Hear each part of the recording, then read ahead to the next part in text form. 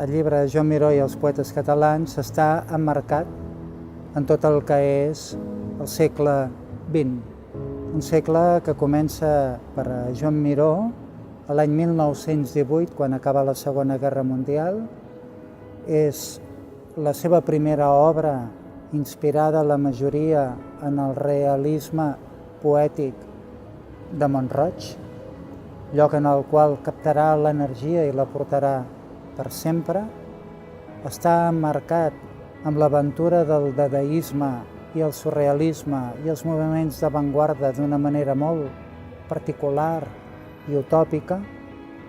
Estarà emmarcat aquest segle pel que va ser la Guerra Civil espanyola, que el foragita i l'omplena de silenci i de tristesa, i a la vegada per veure un país tan culte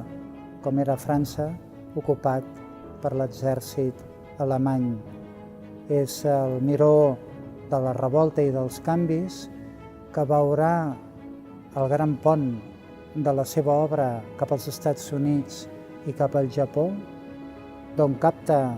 la síntesi sincrètica de l'escriptura visual japonesa,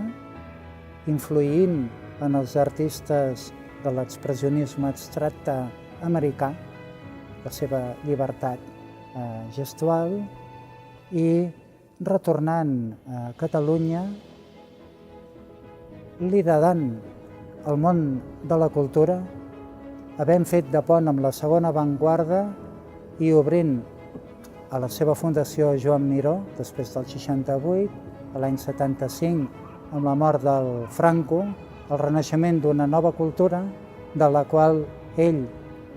tornarà a ser el més jove dels joves. De tal manera que Joan Miró omplena tot un segle i, com es veu en el llibre, és el marc de la revolta, del jo líric, del fracàs